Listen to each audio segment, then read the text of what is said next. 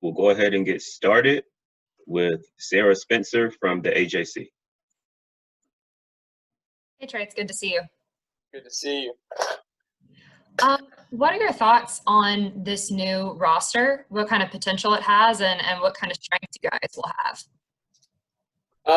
I mean, I'm excited just like everybody who's a Hawks fan is. I'm excited to play with these guys. We've added a lot of new guys with different talents and bring a lot of different things to the game, and it's going to be fun. Learning and figuring out, I mean, where they like the ball the best and things like that, and kind of starting over with these guys, and it's going to be fun. Thanks. Second question from Chris Kirshner. Hey, Trae. What was your reaction to all the free agency moves this team made, and were you involved in the process at all of, trying to convince some of these guys to ultimately end up signing with the organization? I was excited. I was excited first off about getting everybody, and just during free agency, I knew. I mean, some things were going to happen, and we had a lot of roster spots to fill, and so I knew there was going to be some things that happened. But so I was happy with what happened and excited about what we got, and excited about playing. And I was definitely I talked to a couple guys about coming and playing and what we could do and what we could do together and things like that. So a couple conversations. Next question from Zach Klein. Trae, good seeing you, my man. As a student of the game, what have you always respected about Rajon's abilities on the court? And is there, times where you've gone up against him, you saw something like, I can't wait to put that in my repertoire of skills? Yeah, Zach, he's such a cerebral point guard. And for me, just studying point guards growing up, I know a lot about his history and how successful he's been in this league. And so for me, it's all about just picking his brain, just like I did Vince, and just trying to learn as much as I can from him, and just kind of work together as that backcourt, just kind of togetherness and just watching film and doing things together. And so it's going to be fun playing with him, learning some things from him. I'm looking forward to it. Next question from the AP, Charles Odom.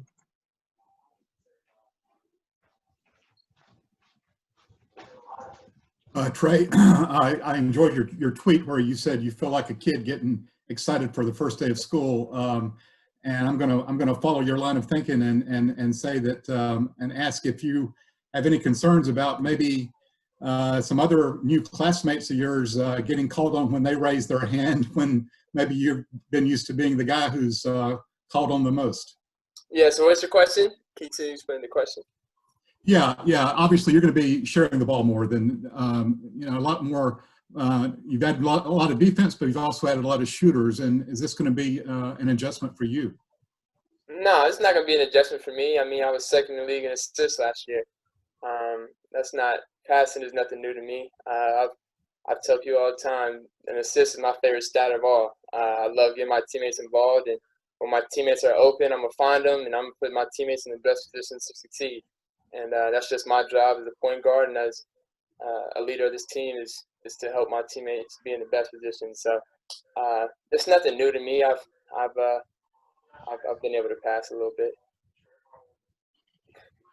Next question from Steve Hummer with the AJC. Yeah, Trae, I'm assuming that this is maybe the longest time you've been between playing a competitive game of basketball in your life. Yeah. How weird has this been for you, and how have you kind of used the time wisely, I guess? I mean, you're right. This has been the longest I've gone without playing basketball since probably before I started. To be honest with you, I mean, 9 months is a long time not playing the actual game. So it's going to be an adjustment coming back playing. But at the same time, I have played NBA games, so I know what to prepare for. I know how to train, and to be honest with you, quarantine has just given me a lot more opportunity to train, a lot more time to think about what I need to do for this next season.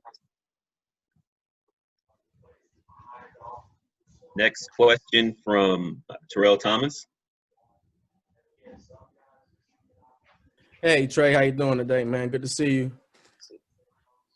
You guys added another talented mind to the coaching staff with the addition of Nate Mcmillan. Have you had a chance to have any private workouts with Coach Mcmillan or talk to him? Has he talked to you about ways in which he can help you grow and improve your game? Yeah, no, I have got to talk to Coach Mack, and I'm excited about, I mean, what he has and what he's going to be able to bring to our team. It's this whole thing is a puzzle, and we're all bringing different pieces, and we all bring different things to the table. And Coach Mack brings another experienced person, somebody who's played in the playoffs, played at, I mean, the highest level in our game. So it's exciting having him, and I'm looking forward to playing and getting to learn from him too. Thank you. Next question from Michael Cunningham with the AJC. Hey Trey, obviously you're an all-star in your second year. You established yourself as a good player in this league on teams that haven't won a lot. Now you have, which on paper looks to be a better roster. But for you, what do you think is the next step for you to go from, being that all-star on a team that hasn't won a lot to being a very good player on a winning team? I mean, it's all about just, I don't know. I mean, I think for me, it's not something you can really say. It's just about going out and really just playing and proving what you need to do. I mean, it's hard for me to sit up here and just kind of tell you all the things I need to do and all this stuff to help our team win. But I mean, for me, it's all about action. So it's hard for me to kind of tell you what the things I need to do. But I know personally, and I know what I need to do, and to do my part and help our team win. Next question from Jeff Schultz with The Athletic. Hi, Trey. You guys have not just so many new players, but so many players who are going to be part of the regular rotation, at least projected to be. I'm just wondering, is it fair to say that it could take a little while for you guys to form? I don't know how many guys you've actually played with before, some of the new players, or even in the off season. Is it going to take a while to sort of learn each other's moves and tendencies? Of course. It's not something that just happens overnight. And I mean, with the season starting so quick and free agency just ended, and we haven't even got to be on the court with each other yet, it's definitely going to be, I mean, some time for us to really fill each other out and things like that. But I don't expect it to be too long. We have a lot of really smart guys, and we've added guys like Gallo and Bogey and Rondo and even Chris Dunn. Everybody's smart. Everybody can pick up things well, and we've all been texting and keeping up with each other. So we're doing things at a fast pace, but there's only so many things we can do right now. So it's definitely going to be an adjustment period early on, but I don't expect it being too long. Next question from Ben Steiner. Hey Trey, you and Kevin and Bruno, you guys all went to California and did those beach training. How did that get all organized? And what were those days like? And how good was it to all be out there together, training together? Yeah, it was. I mean, that's somewhere I spend, most of my off-season training. A lot of the stand workouts, a lot of the pickup games. I've been doing since pre-draft, and even before that, a couple of times in high school, going into college, things like that. So I've been experienced to that type of runs and those type of environments, and so I just kind of wanted to bring some of the guys out there. It's kind of tough with COVID and everything going on, so it kind of got pushed back a little later than we wanted. But with everybody going out there, people that are on our roster, who were at the time that were able to go out there, it was so much fun. We got so much better in that week out there, being able to play with, pick up, and also getting the sand dunes and work out off the court with each other. It was good for us. We'll go back to Sarah Spencer. Trey, looking at some of the guys you guys have added, particularly maybe Bogey, do you anticipate maybe being able to play off the ball a little bit more this season? And is that something that you're looking forward to at all? Maybe get a little bit, add another kind of level to your game? I mean, that's something I've always been able to do. I've always been able to put out the ball. I've been able to play in different styles and different things. So whatever is necessary and whatever needs to be done for us to win, I'm going to do. I mean, there will be times. Obviously, I play out the ball. We got guys who can make plays individually. So it's going to be times I'm off the ball, and it will be fun. It'll be fun. Guys may not be able to help off me or things like that, which will be beneficial to some of my teammates. So it'll be fun. I'll be able to use it to our advantage. And but yeah, I've played off the ball before. Back to Chris Kirshner. What do you feel like is realistic for this team to achieve this season?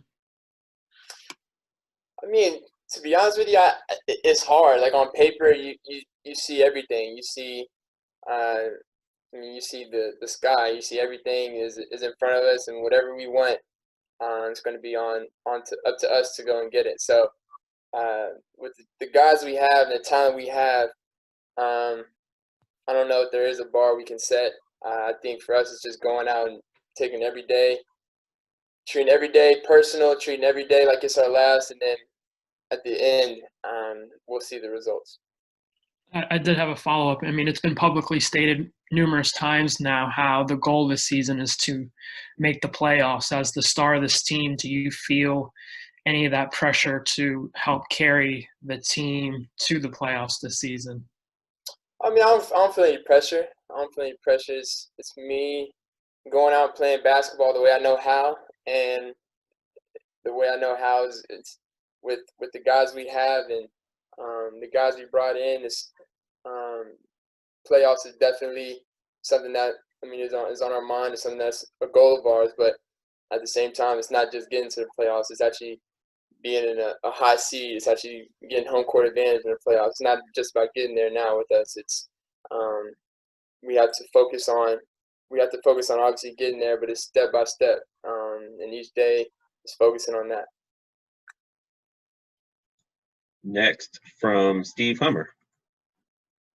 Yeah, Trae, a couple more questions about Rajon. Was he one of the players you talked to during the free agent period, and can you give us some kind of sense for what that conversation was, if so? And also, when he did sign, what did he say anything particularly memorable to you? What was his first message to you after becoming a Hawk? Yeah, I mean, I was able to talk to him. Rajon was someone who signed to us pretty quick after free agency started, so I didn't talk to him until after he had signed with us already, because that had happened so quick. And but I'm excited. He's somebody he's asked me already about film and excited about us being able to watch some more film together and things like that. And I'm excited because I get to pick his brain, and he's a smart PG, and I consider myself one. So for us to be able to work together, it's gonna be fun. Thanks. Edwin Powell with Hawksbeat. What's going on, Trae? I wanted to ask you specifically about the rookies from last year, DeAndre and Cam. You remember what it was like going from year one to year two. What are you looking for as far as their next development, as far as Cam and DeAndre are concerned? What should we have in store for them? I mean, I think everybody's going to see a more confident Dre, and especially a more confident Cam. I think that's just what it is when you go from year one to year two. You play a lot of minutes and things like that. You kind of just build a confidence, and that confidence just kind of opens your game up, and you play more free and things like that. So I think you'll be able to see them expand their game. You'll see some things in their game that y'all may not have thought was there, but it's just he's gotten more confident and things like that. So I'm excited to see what these guys, those two rookies, are able to do this year. Back to Terrell Thomas. Trae, you're going into your third season with the organization, so you have a pretty great idea or pulse of the city and the culture here in the city. We now know what the court will look like for the 2020-2021, the city edition court. Of course, we know about the MLK jerseys. It's the first time that an NBA franchise has done something like this. Could you talk to me about what it'll mean for you and your teammates to put those jerseys on and actually perform on that court? It'll mean a lot to all of us. It'll mean so much to all of us because, I mean, for me personally, I already understand. I think everybody else here understands that we don't play for ourselves. Like, we play for other people, and for us to have those 3 letters across our jersey just makes it even more powerful, and makes us realize that we're playing not only for us, but we're playing for something bigger than us, and MLK and what he stood for. So it's definitely special to me, and I know it's special to our team and this organization to be able to wear those 3 letters across our chest. Thanks, Trey. We'll go back to Sarah Spencer. Trae, what are your thoughts on how deep this team is and how much that can be an advantage for you guys last season? Because I know this next season, because I know last season you guys were thin a couple times. Yeah, for sure. I think adding the guys we have just made our roster and the depth just that much more deep, and I think it can only help us. I think that helps our team, and we've been misfortunate with injuries and things with guys, and so people have been missing games, and so now that's just a part of it. When guys miss games, now you have people on the lower the depth chart that can come in and have played and can produce right away, and so it's good to have a deep team like we have now. Back to Jeff Schultz. Yeah, Trae, is kind of big picture, but as a guy who's been in Atlanta for a couple of years now, playing for a franchise that often gets pushed to the background on the sports landscape, what's it like for you to suddenly have the Hawks sort of be a major talking point around the city and even nationally for all the moves in this offseason as a guy who's the other end? Yeah, it's good. It's good to have people talking about Atlanta basketball right now, and I want it to stay this way. This city deserves it. This organization, we have a lot of exciting pieces, a lot of exciting players, and the city, I mean, just needs this type of excitement for basketball. And so it's good that we're getting a lot of attention right now, but we need to find a way to continue to win games and find a way to win games right when the season starts. Next to Zach Klein.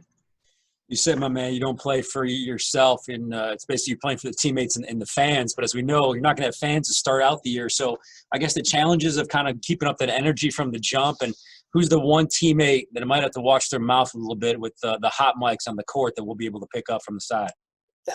Yeah, we got a couple guys. We got some guys.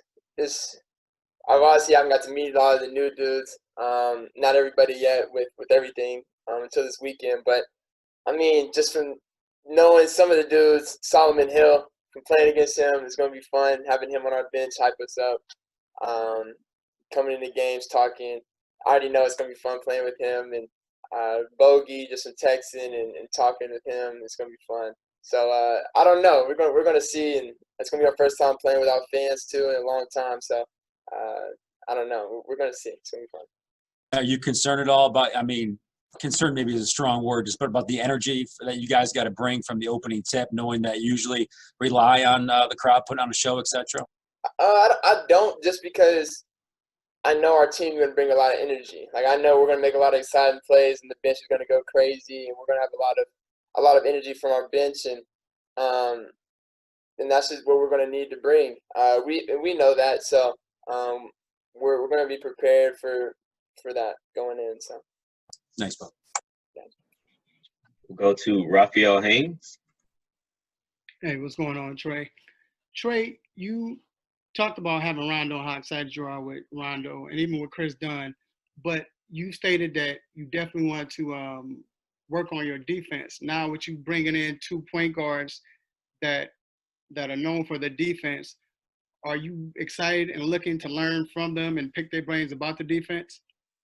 Yeah, I think for me it's just just learning new tools. Being a smaller guard, it's not necessarily being just trying to find new tools and different little tricks you can use to get steals, or just even just be there as far as the presence on bigs or switches and things like that. So it's gonna be fun learning from those guys who are, especially a guy like Chris Dunn, who had a chance to win Defensive Player of the Year last year. So it's gonna be fun learning from them and some of these guys as far as little tools and things I can use.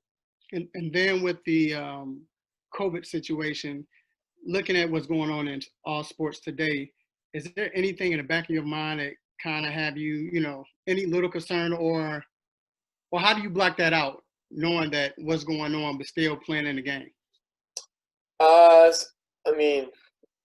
As far as COVID and that? Yeah, catching the COVID and how it's been spreading with sports and different sports and everything like that. Yeah, to be honest, it's something that you just have to control what you can control, and that's your environment that you're in, and taking the right precautions when it comes to staying safe and not getting it, because your team is going to need you to play. So for me, I understand that. So just got to continue to take the right steps. So obviously I don't get it and have to miss time for it. We'll go back to Chris Kirschner.